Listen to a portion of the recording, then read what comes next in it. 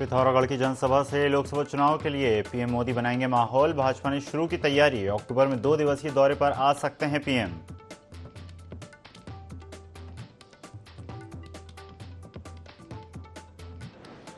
देहरादून का रायपुर क्षेत्र बना डेंगू का हॉटस्पॉट। 500 से ज्यादा मरीजों की पुष्टि। कोटद्वार में अब तक 2 की मौत।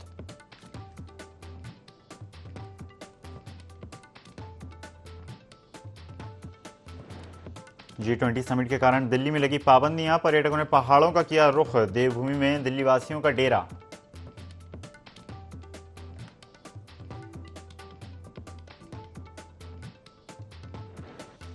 सनातन विरोधी बयान को लेकर संत समाज नाराज। हरिद्वार के अखाड़ा परिषद ने किया नागा सन्यासियों का आह्वान। 18 सितंबर को उज्जैन में होंगे एकजुट।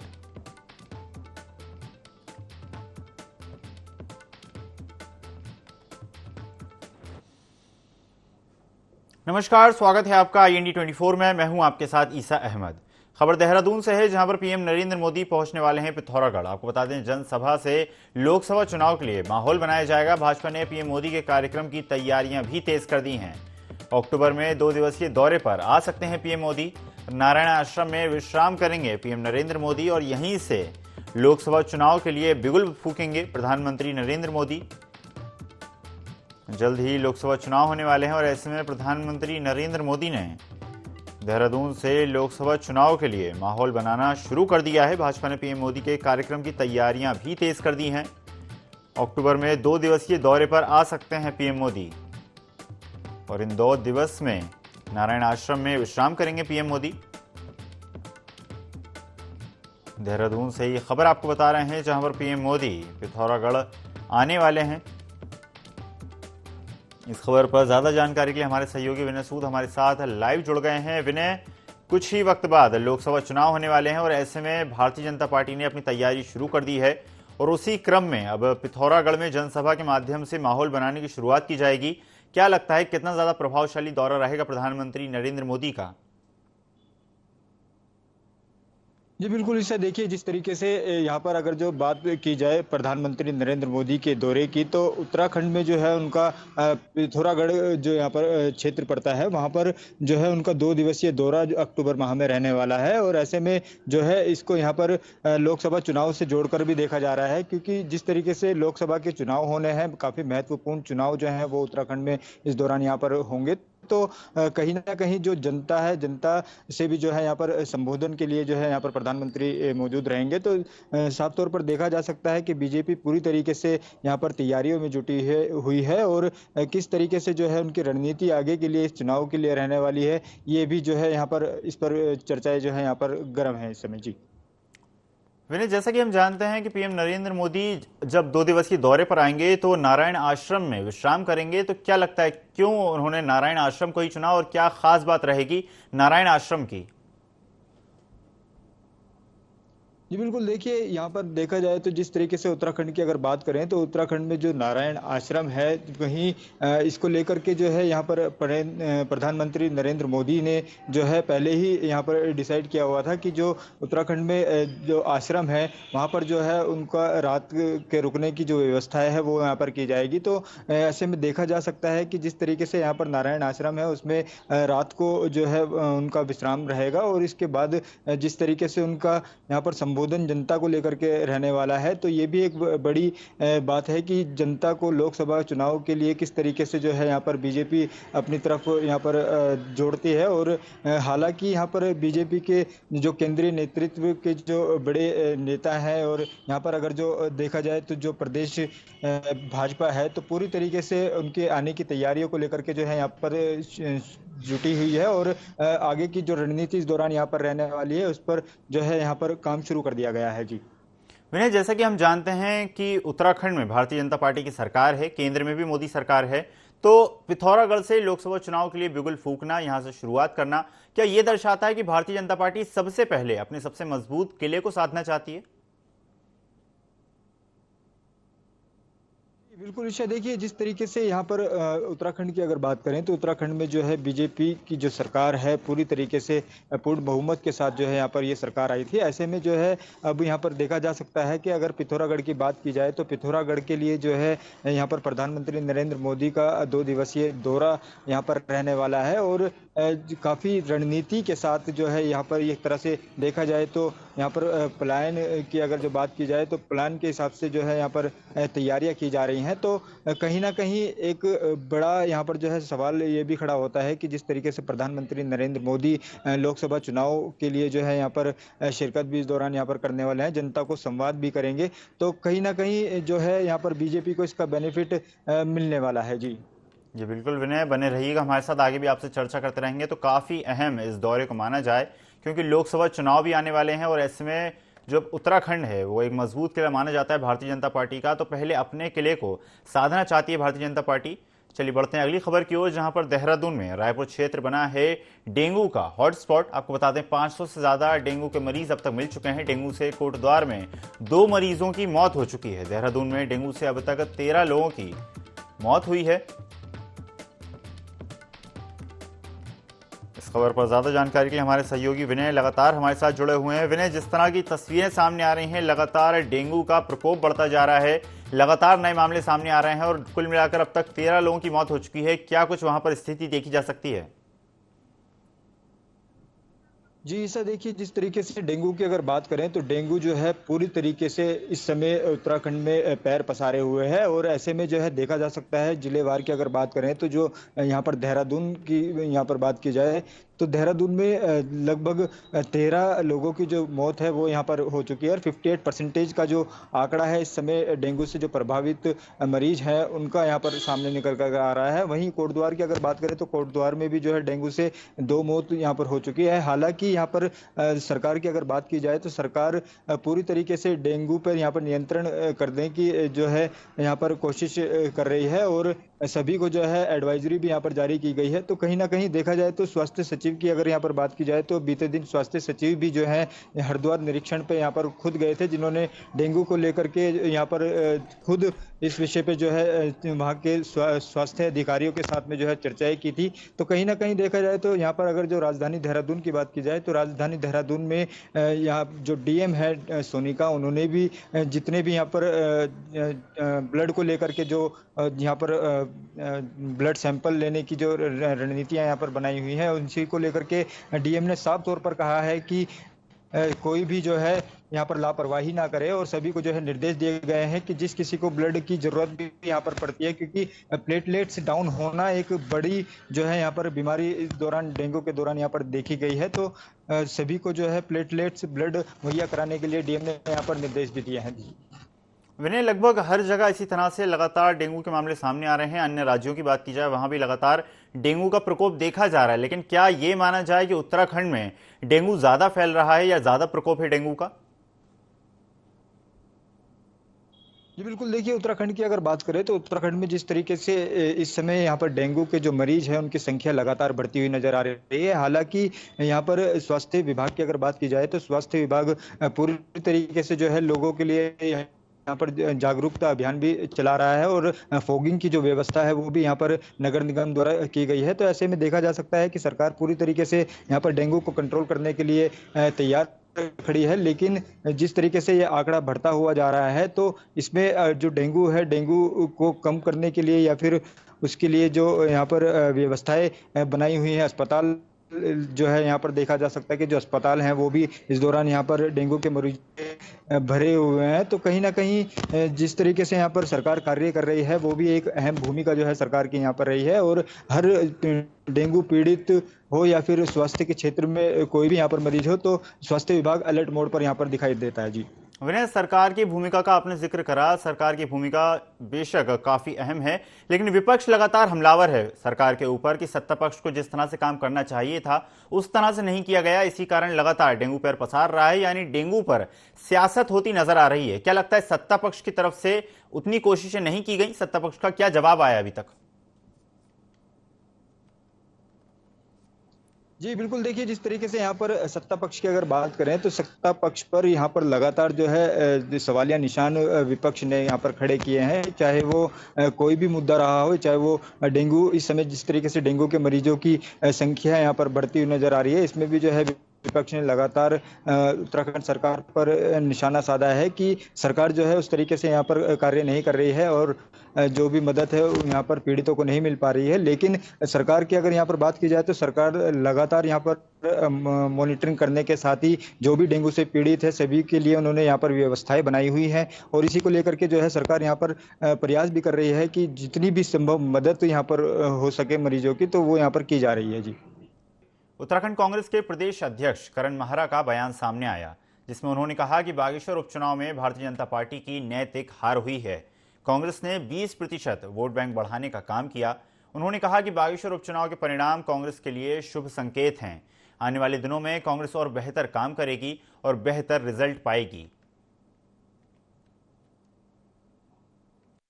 चुनाव में भारतीय जनता पार्टी की नैतिक हार हुई है। मंडल सेरा बूथ जो कैंडिडेट का बूथ है उस पर कांग्रेस जीती है और बीजेपी का कैंडिडेट हारा है। सारी ताकत लगाने के बाद भी बीजेपी अपना वोट बैंक नहीं बढ़ा पाई, जबकि कांग्रेस ने अपना 20% वोट बढ़ाया है और मैं मानता हूं कि 2024 के लिए शुभ संकेत है। बीजेपी की उल्टी गिनती शुरू हो चुकी। पिरान कलियर में प्रशासन 755वें उर्स की तैयारी में जुट गया है, जिसके तहत प्रशासन कलियर क्षेत्र में अतिक्रमण के खिलाफ कार्रवाई कर रहा है। इस दौरान धनोरी रोड में बड़े इमाम साहब तक अतिक्रमण हटाया गया।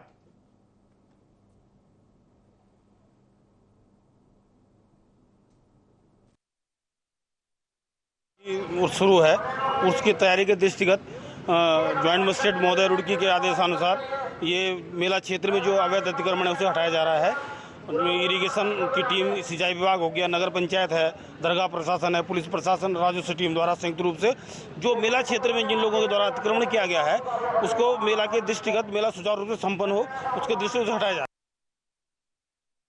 उत्तराखंड की कैबिनेट मंत्री रेखा आर्या के पति गिरधारी लाल साहू पर जमीन बेचने के नाम पर धोखाधड़ी करने का मामला सामने आया है। यूपी में रामपुर रहने वाले पीड़ित ने मुख्यमंत्री योगी आदित्यनाथ और उत्तराखंड के सीएम पुष्कर सिंह धामी को शिकायती पत्र भेजकर न्याय दिलाने की गुहार लगाई है। ये पूरा मामला उधम सिंह नगर के पुल भट्टा थाना क्षेत्र का है। पीड़ित अहमद रजा खान का आरोप है कि उसने गिरधारी लाल साहू से करीब 1000 वर्ग फीट जमीन खरीदी थी, जिसकी रजिस्ट्री रेखा आर्या के नाम पर है। पीड़ित का कहना है कि उसने जमीन की रजिस्ट्री कराने की लगातार की कोशिश की, लेकिन रजिस्ट्री नहीं की गई। यही नहीं, गिरधारी लाल साहू ने जमीन पर किए गए निर्माण को भी ध्वस्त कर दिया।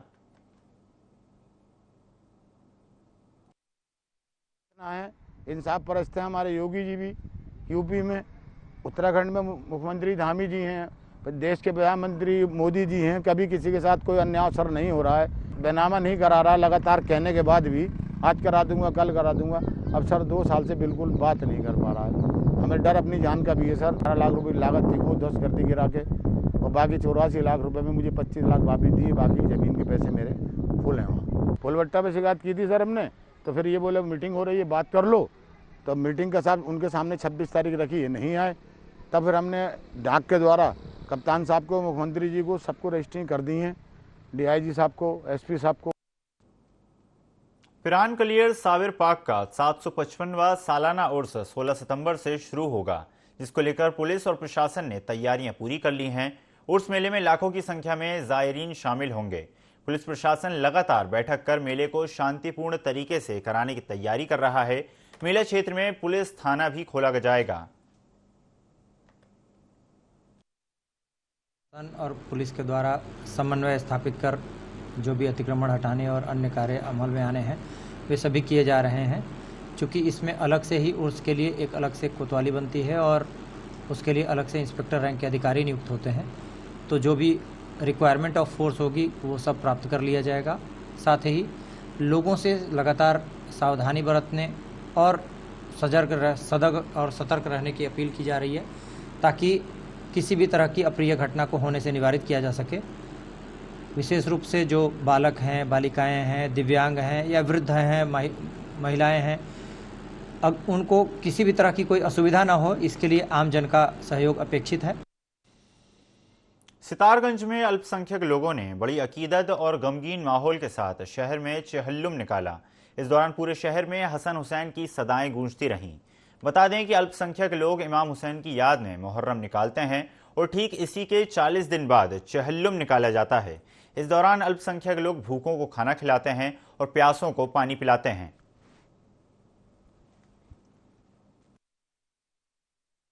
इमाम हुसैन रज़ी अल्लाह तआला के 40वें के सिलसिले में आज उनकी यादगार में तमाम लोग यहाँ नहीं पूरे भारत में त्यागिए की शक्ल में यादगार हुसैन मनाते हैं। और बहुत ज़्यादा यहाँ के हमारे कोतवाल साहब ने पूरे जगह जगह पर अपने पुलिसकर्मी खड़ी करके बहुत अच्छा इंतजाम कर रखा है। और आज जो यादगार हुसैन जो मना रहे हैं, ये इमाम हुसैन नबी के नवासे थे, अली के लख्ते जिगर हैं और हज़रत खातून जन्नत फातिमा रज़ी अल्लाह तआला अन्हा के बेटे हैं और पूरे मुसलमानों के इमाम हैं। उत्तराखंड के सैनिक कल्याण मंत्री गणेश जोशी ने वायुसेना के विंग कमांडर अनुपम गुसाई की आकस्मिक मृत्यु पर शोक जताया।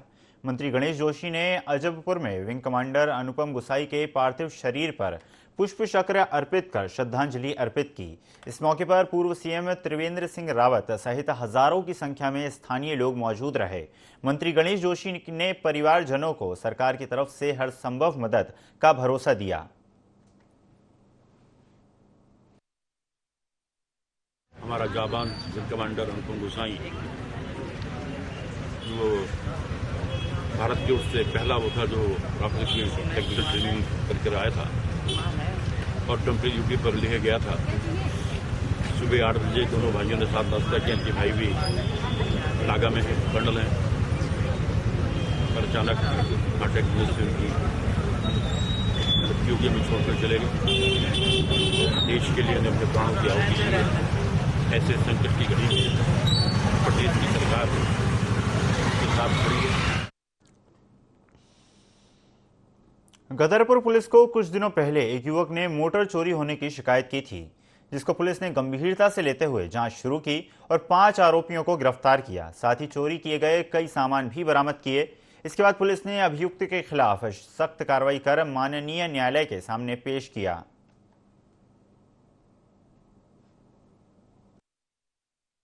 तहरीर थाने में दी थी, जिसको उनके द्वारा बताया गया कि कल रात्रि मध्य रात्रि में मेरे खेत से पानी की मोटर ये चोरी हो गई है।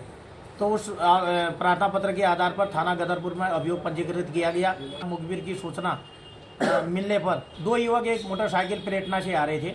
हमारी टीम के द्वारा जो है उनको रोकने का प्रयास किया गया, लेकिन वो भागने की कोशिश करने लगे। पुलिस ने उनका पीछा किया, उनको पकड़ लिया। गहनता से उनसे पूछताछ करने पर पानी की मोटर चोरी करने की बात उन्होंने स्वीकारी है। उन लोगों से फिर सख्ताई से पूछताछ करने के बाद उनने ये बताया कि गदरपुर क्षेत्र से अन्य 6 मोटर पानी की और हमारे द्वारा जो चोरी की गई है, तो कुल 7 मोटर पानी की इनसे बरामद हुई है, जिसमें 5 अभियुक्तों को हमारे द्वारा जो गिरफ्तार किया गया। हाथियों के आतंक से परेशान बजोनिया हल्दू के किसानों ने कांग्रेस नेता महेश शर्मा के साथ वन विभाग का घेराव किया। विधानसभा अंतर्गत ग्राम पंचायत बजोनिया हल्दू में हाथियों का आतंक लगातार बढ़ता जा रहा है। हाथियों के झुंड ने किसानों की फसल को बर्बाद कर दिया है, जिसे लेकर ग्रामीण किसानों ने वन विभाग का घेराव करते हुए उचित मुआवजे की मांग की। वहीं कांग्रेस नेता महेश शर्मा ने बताया कि किसानों की फसल बर्बाद हो रही है और साथ ही जानमाल का भी नुकसान हुआ है। कांग्रेसी नेता महेश शर्मा ने वन विभाग से पीड़ित किसानों को उचित मुआवजा दिए जाने की मांग की।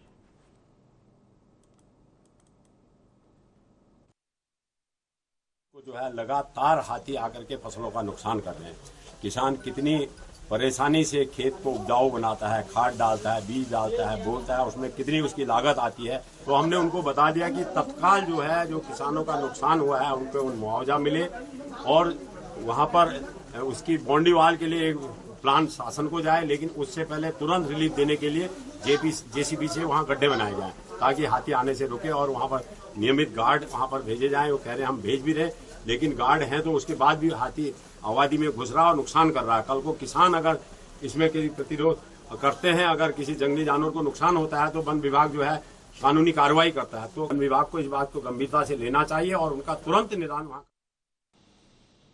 राजधानी दून के गांधी पार्क में राष्ट्रपिता महात्मा गांधी की प्रतिमा के नीचे पूर्व मुख्यमंत्री हरीश रावत ने सांकेतिक उपवास किया। इस दौरान उपवास में पूर्व मुख्यमंत्री के साथ कांग्रेस के प्रदेश अध्यक्ष करण महरा, सहित वरिष्ठ पदाधिकारी और कार्यकर्ता भी मौजूद रहे। पूर्व मुख्यमंत्री ने कहा कि उन्होंने 3 मांगों को लेकर उपवास किया है, जिसमें दलित उत्पीड़न, महिला उत्पीड़न, अतिक्रमण के नाम पर किसानों की जमीनों को हड़पने का काम किया जा रहा है। पूर्व मुख्यमंत्री ने कहा कि कांग्रेस इसका पुरजोर विरोध करेगी। आज तो 3 बिंदुओं पर सामूहिक मौन व्रत रखा, जो राज्य भर में अतिक्रमण के नाम पर, तथाकथित अतिक्रमण के नाम, भ्रष्टाचार चरम पर हो रहा है। इस मामले को लेकर ग्लोबल मैकेंजीज की राय पर कुछ बड़े बड़े धनाढ्यों को देश के खुश करने के लिए उत्तराखंड की बहुमूल्य जमीन को, जो एयरपोर्ट्स के पास में है, इन सब जमीनों को ट्विन सिटीज के नाम पर किसानों से और स्थानीय लोगों से वो जमीनें छीनी जा रही हैं। तो महिला उत्पीड़न और दलित उत्पीड़न, ये इन सवालों पर यहाँ पर हमने मौन व्रत रखा। देखिए, महिला उत्पीड़न जैसा कि भी रावत जी कह रहे थे, बेलड़ा प्रकरण अपनी जगह पर है और उसमें आर्थिक सहायता को छोड़ दीजिए, पीड़ित पक्ष को लगातार प्रताड़ित किया जा रहा है। वहीं महिला उत्पीड़न और अगर दलित उत्पीड़न की बात कर रहे हैं तो हम उत्तरकाशी जनपद की उन 4 बेटियों को कैसे भूल सकते हैं। 1 साल से ज़्यादा समय हो चुका है, उन चारों बेटियों को 1 रुपये की भी आर्थिक सहायता नहीं दी गई, न ही उनके अपराधियों के ऊपर कोई कार्रवाई अभी तक हुई है।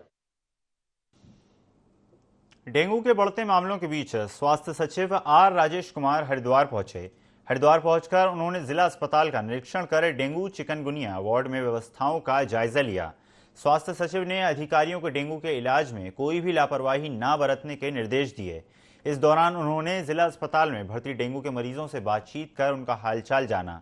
उन्होंने बताया कि 2019 की तुलना में इस बार डेंगू का वायरस काफ़ी घातक है, लेकिन राहत की बात यह है कि प्रदेश में धीरे धीरे डेंगू का ग्राफ कम हो रहा है।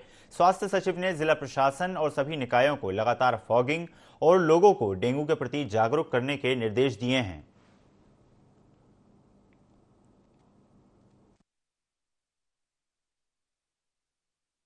आज डिस्ट्रिक्ट हॉस्पिटल में डेंगू की जो स्थिति है, डेंगू का जो मैनेजमेंट सरकार द्वारा किया जा रहा है, उसका मौका मुआयना करने के लिए मैं यहाँ पे डिस्ट्रिक्ट हॉस्पिटल हरिद्वार पहुँचा हूँ और यहाँ पे जो पेशेंट्स हैं उनके साथ भी इंटरेक्शन किया। ये भी पता करने की कोशिश की कि उनको जो है समय समय पे खाना मिल रहा है कि नहीं, समय समय पे उनका टेस्ट लिया जा रहा है कि नहीं। और जितने पेशेंट्स के साथ मैंने इंटरेक्शन किया, ये पाया कि जिस दिन एडमिटेड थे उनका प्लेटलेट काउंट काफ़ी कम था और प्रॉपर सिस्टमैटिक मैनेजमेंट के मद्देनज़र आज उनके प्लेटलेट में भी काफ़ी सुधार है और स्थिति भी काफ़ी ठीक है। इस बुलेटिन में फिलहाल इतना ही। खबरों का सिलसिला लगातार जारी है, बने रहिए IND 24 के साथ। नमस्कार।